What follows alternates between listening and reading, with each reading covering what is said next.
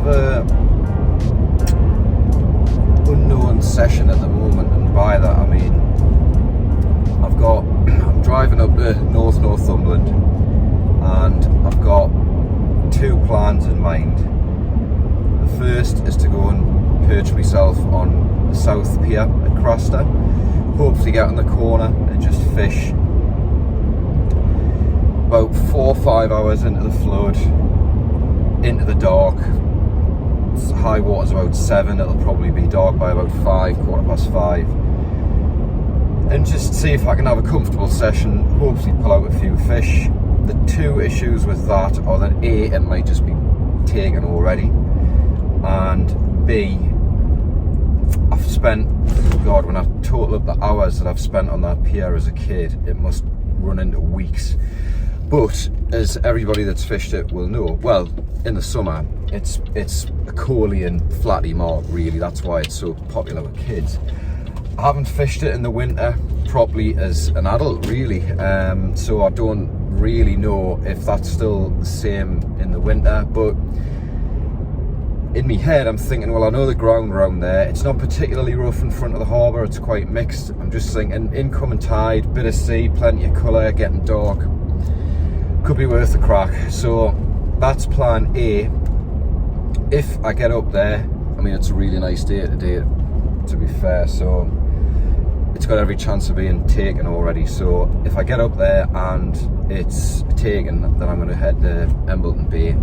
I've got some cracking yellowtails and lug from Andy and Dawn at AD Tackles, so cheers Andy, Dawn sorted us out yet again. And there's still a little bit of bump on, there's probably still plenty of colour in the water, the sea's backed off, it's a lovely day, lovely evening actually, there's not a breath of wind. The tides are very, very small though, that's the only problem. We've got, like, I think today or tomorrow is the smallest of the cycle. They're only about 3.8, 3.9 highs and about 2.1 lows, so not great. But Embleton Bay is going to be me plan B, because it's, what is it, the 4th of November, and there's every chance for bass as well as a codling. So that's the plan. I've got about another half hour in the car here. I'm going to grab a coffee and amble on the way up, because I've got quite a sore throat. I've been feeling a bit crap this week, and then get up there, hopefully secure a spot on the pier. What I can do, if it's looking like nothing's happening, I can always drop on Embleton Bay anyway. So that's the plan. Let's get up there.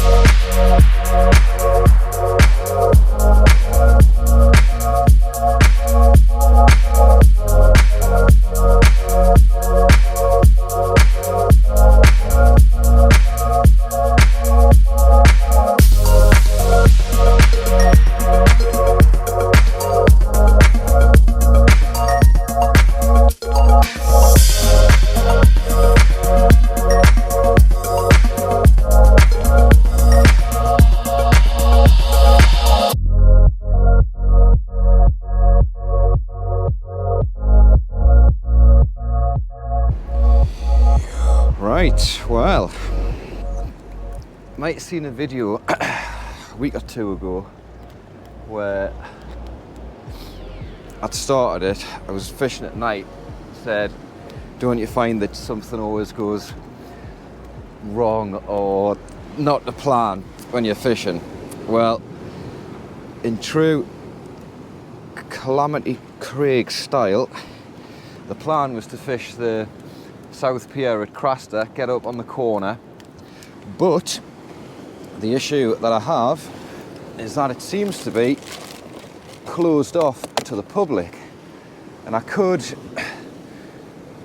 just walk across the road, but to be honest, there's people sat eating food at the Jolly Fisherman, and it's obviously been closed off for a reason. I just thought, nah, I'm just gonna, respect the fact that it's been closed off. I don't live here, I'm not local, so I'm kind of in other people's backyard. It's only fair to just acknowledge and respect what's been said. So that kind of scuppered the first plan, unfortunately. So what I've done, I've come down literally about not even 100 yards from the north pier, and I'm just going to cast and fish more or less in front of the end of the houses. I'm sure anybody that fishes Craster will know exactly where I am.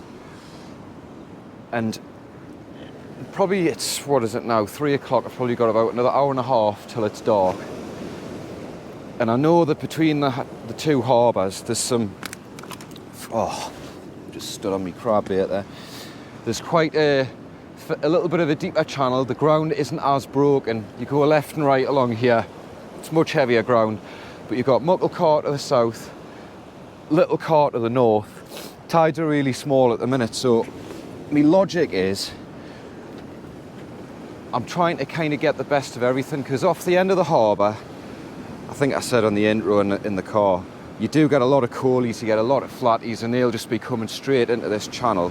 So if the fishing's slow, there's no coddling around, I might intercept a coalie or two, just to, you know, they might just give us a little bit of sport.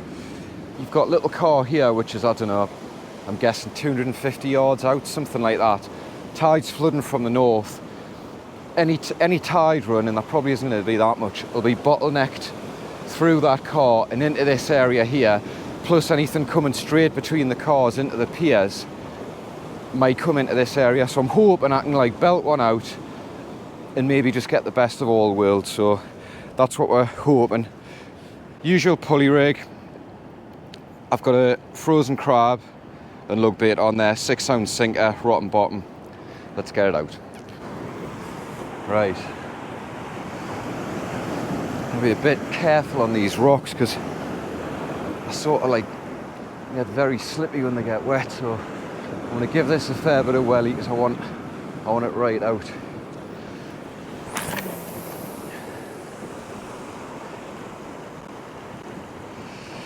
Right.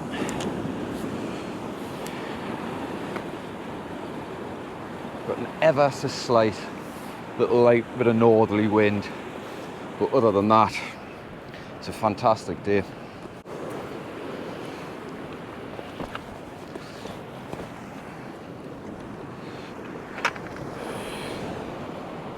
Right. Still got a little bit of residual swell here, bit of sort of ground swell. There's a bit of colour in the water, but what you tend to find up here in Northumberland, the colour takes a bit longer for it to colour up initially, and then it drops out a lot quicker, because other than sort of really the next big river outlet, the Tweed, and then the only one of any note is about, what, 25-30 miles down the coast of Blythe. So consequently you don't get that much sediment in the water, which is probably why if we do get anything, it's going to be when it gets dark. I've got to admit, me hopes aren't exactly huge for this, but I'm really just happy that I'm out today, because 48 hours ago I was working I usually work at work. I don't really work from home, but I was sat at home working all day feeling absolutely crap. So I thought all my plans for fishing this weekend are going to be out the window, but fortunately all I've got today is a little bit of a sore throat and a very mild hangover, so cannot complain. There's still some fairly large swells coming in through here, but I'm hoping it brings a few fish with it as well. Right, I've just had an absolutely cracking bite. Yep, something's really going here. God, it nearly knocked the rod out the stand there. Come on. It was knocking away like hell, that.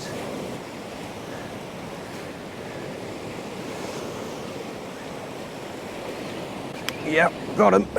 Oh no, he's on. It's not big, but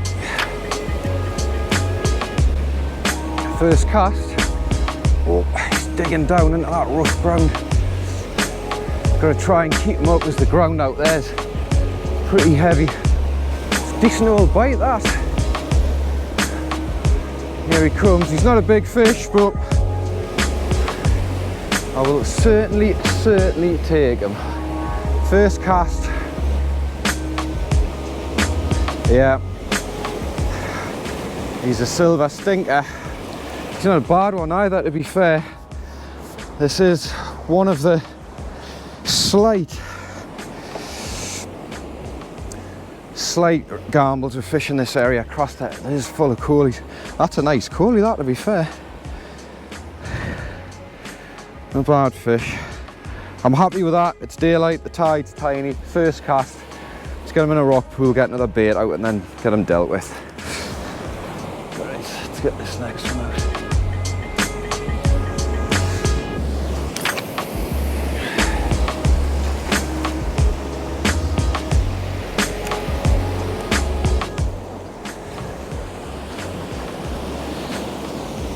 Seen another bite there, followed by a bit of slack line. I've got a bigger 6-0 hook on this time, so if there are a lot of coolies out there, it's going to take something a little bit bigger to get its mouth round that bait. I've put this one a little bit further to the right that time. Yeah, something very small, having a little play with it. Right, well, I've gone from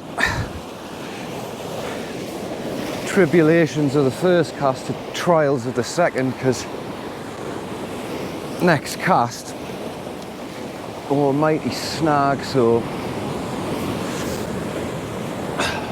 lost the lock, so we're just going to get this one out. Tide, as you can see, is starting to push in quite a lot now, so just going to get this one over to the right, left a bit more, sorry I should say. It's nice big winging worm bait, that one, so trying to keep it up out the way of these waves. You know what, these rocks, very slippy. It's one of those kind of, it's a type of rock where once it's wet, it's almost like a bit of a disadvantage to have studded boots on, because you just tend to slide all over them. Right, 4:20, it's getting properly dusky now. Tide is starting to push, there's a lot more depth of water in front of us, so hopefully there's a codling out there. Oh yeah, something having a go at that there, definitely. And of course it's right when I'm trying to bait up a rig, isn't it? Got a distinct look of a coolie rattle. Yeah, I think we've got something having a little go at that. Oh God, it's heavy ground out there, like. Jesus. Oh, very heavy. Right, give that a bit of slack. Get this other rig sorted out and then try and get it. Proven to be quite tricky all of a sudden. Aye, that fish is, see that fish bouncing away. Must be me lead that's stuck, but I've got a rotten bottom on it, so it should just ping off. It's a theory anyway. Right, let's see if I can get, that is absolutely solid. Just gonna have to try again, pull for a break.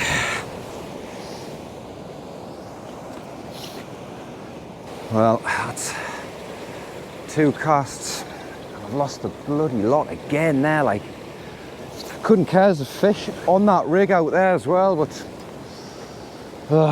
it's just comes with the territory of fishing heavy ground, I suppose.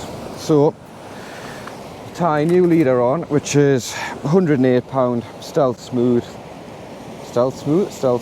spider wire.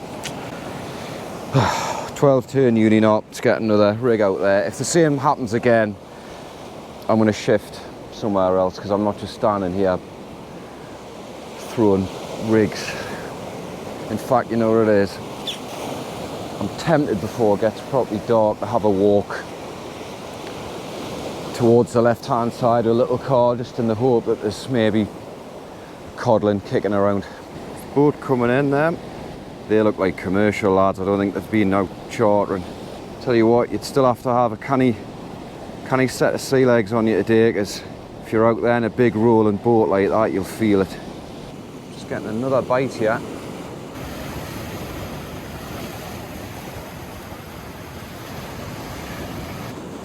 Yeah, Coley again. Maybe I'm going to try and get hold of this one quickly to try and avoid being pulled into a snag again.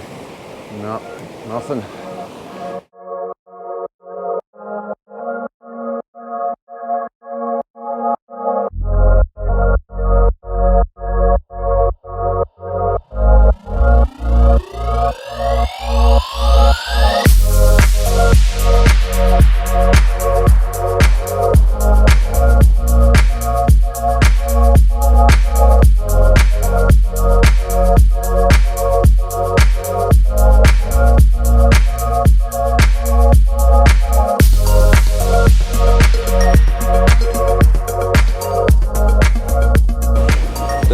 Banging away, and I'm convinced it's just another Coley.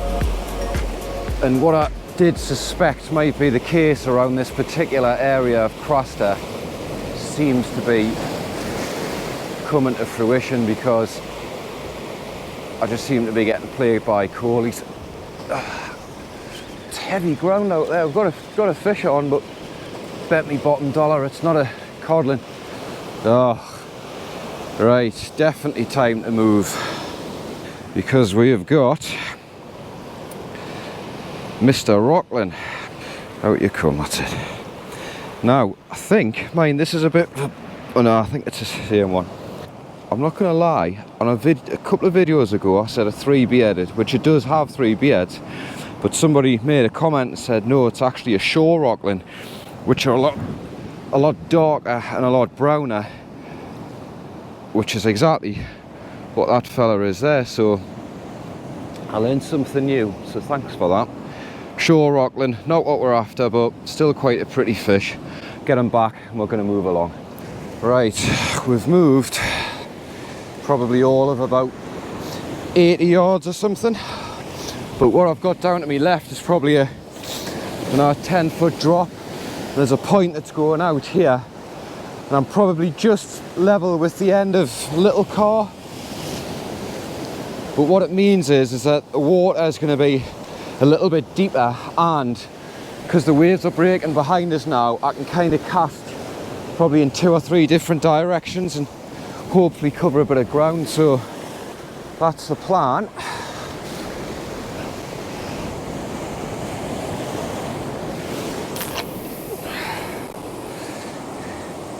And I'm only using a 25-pound rotten bottom just in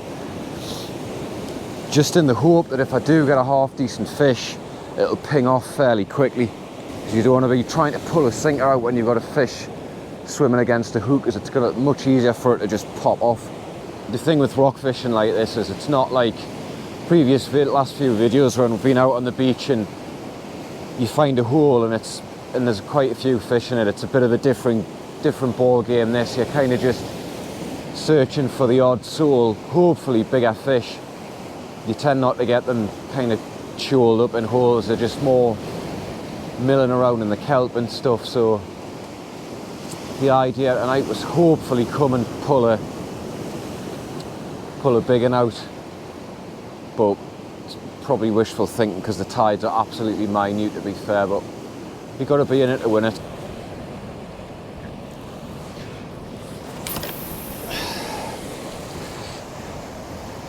There's actually not a bad bit of weight on this. I think there might be a fish on it, must just be lying on. It doesn't feel bad either. I've just got to get it through these swells. It's going to be a little bit tricky, like I might have to... This is very strange, this. I'm going to have to be careful because some of these waves are coming up quite a lot. Oh, look at that. Well, I mean, that just pretty much sums up the night so far, that. Look at that. Well, I've caught these little things. on various methods, but we hook through the tail. Oh, come on, out you get. There's not one of them. Another little silver stinker. Can I get away from them tonight? Hopefully he should go back. I did, I think I mentioned in the intro, I did think that fishing where I fished so close to the harbour might be a bit of a gamble in terms of the presence of the silver stinker, and sure enough it turned out to be the case. So it was a gamble, didn't pay off. I have moved a bit further up, but there's just not a lot here. Well, that's the end of the session. It's been pretty tough, pretty tricky. Lost a couple of rigs, had 3 fish, 2 coolies and a rockling, no codling, but that's just the way it is. That's the realities of daytime fishing on the smallest tide cycles, unfortunately, but it's been nice to get out. It's finally been one of those nice, calm, still days. Lovely surroundings up here in Northumberland, I can't grumble. So, as always, thanks very much for watching. Do hit the like and subscribe button. Tight lines, keep fishing. We'll see you soon.